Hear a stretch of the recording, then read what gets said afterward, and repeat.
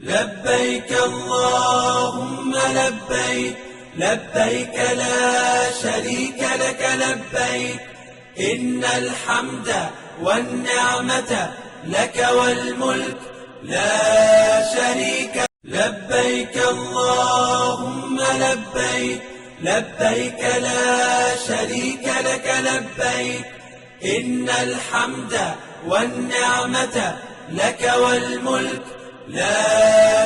अस्सलाम वालेकुम वरहमतुल्लाहि वबरकातुहू। मेरा नाम डॉक्टर असदुल्ला सुमरो है। मैं यहाँ अल्तमश जनरल हॉस्पिटल में माहिर अमराज़ क़ल्ब और हार्ट फेलियर स्पेशलिस्ट हूँ। हज का सीज़न शुरू हो गया है और पूरी दुनिया से हिज्जाज जो है वो मक्का और मदीना की तरफ पहुँच रहे हैं। और तो अमराज़ क़ल्ब, जैसे मैंने बताया कि अमराज़ क़ल्ब जो है वो हाजियों में काफ़ी ज़्यादा कामन है और जिसकी वजह से वो अस्पताल में दाखिल हो जाते हैं। अब ये 3 फेसेस होते हैं। कुछ मरीज़ जो है वो अस्पताल हज से पहले ही अस्पतालों में दाखिल होते हैं, चाहे मक्का चाहे मदीना में। और कुछ मरीज़ जो हैं वो हज के अयाम में, यानी जब वो मिना पहुँचते हैं या अरफात, क्योंकि अरफात के दिन जब तमाम हिज्जाज जो हैं वो सफ़ेद समंदर में जमा होते हैं तो उस दिन सबसे ज़्यादा जो है वो अमराज़ क़ल्ब के मरीज़ जो है वो अस्पतालों का रुख करते हैं या मौत का शिकार हो जाते हैं। तो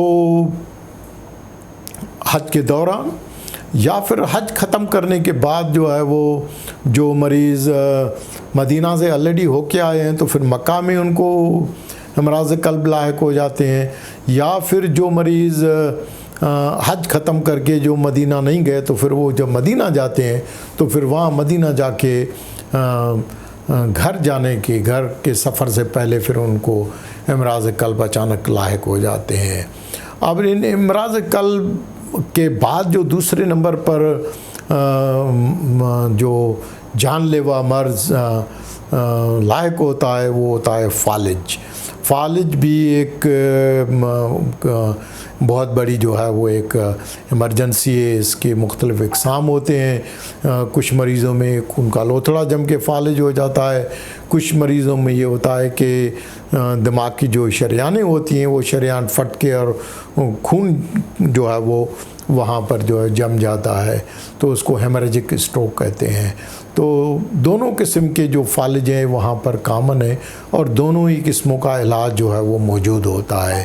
लेकिन फिर यहाँ पर मैं जो है वो रिपीट कर रहा हूँ कि ताख़ीर से हर जगह, और जिन मरीज़ों में फ़ालिज का किस्म जो है वो खून का लोथड़ा जमने की वजह से होता है तो उसमें भी टाइम जो है वो इंतहाई ज़रूरी है, क्योंकि वो शरियान जो है वो खून का लोथड़ा जो है वो थ्रोम्बेक्टमी कहते हैं उसको।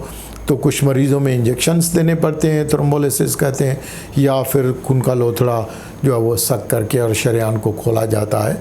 और उसका इफ़ेक्ट इतना माशाल्लाह एक मिरेकलस होता है कि यानी आपको यकीन नहीं आएगा कि एक मरीज़ जो है वो फुल फ्लेज फ़ालिज के साथ जिसका चेहरा जो है वो टेढ़ा हो जाता है, कुछ मरीज़ बेहोश हो जाते हैं, कुछ मरीज़ होश में होते हैं लेकिन वो बोल नहीं सकते हैं, उनकी स्पीच ख़त्म हो जाती है या स्लर्ड स्पीच होती है, जो है वो लड़खड़ा के बोलते हैं। किसी मरीज़ को हाथ ऊपर करने के लिए बोलो तो हाथ नहीं उठा सकते, टांग नहीं उठा सकते हैं। तो मुख्तलिफ़ किस्म की मुख्तलिफ़ स्टेजेस होती हैं, लेकिन ये सारे मुख्तलिफ़ किस्म के फ़ालिज होते हैं। कुछ मरीज़ों में अमराज़ क़ल्ब की वजह से फ़ालिज होता है, जैसे कुछ मरीज़ों में हार्ट अटैक के साथ खून का लोथड़ा वहाँ जमा होके ब्रेन की तरफ खून का लोथड़ा जो है वो जिसको एम्बोलिक स्ट्रोक कहते हैं।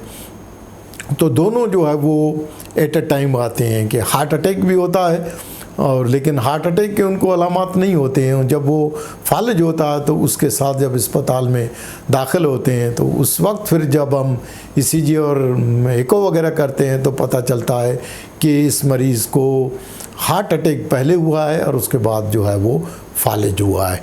तो लिहाजा ये जो दोनों की कॉम्बिनेशन है ये भी काफ़ी ज़्यादा जो है वो, और अगर ये शिद्दत के साथ दोनों हो तो फिर मौत की शरह जो है वो बढ़ जाती है।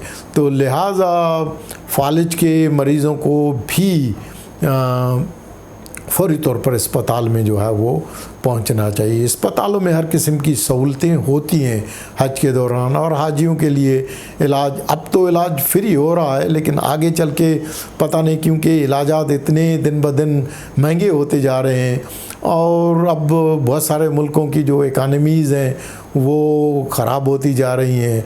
तो आगे चल के हो सकता है जो आज आपको हज के लिए अस्पतालों में खर्चे का पता नहीं चलता है, लेकिन कोई न कोई मुसलमान दुनिया का ही पैसा है, उसी के ही रिसोर्सेज हैं, कोई न कोई खर्चा कर रहा है।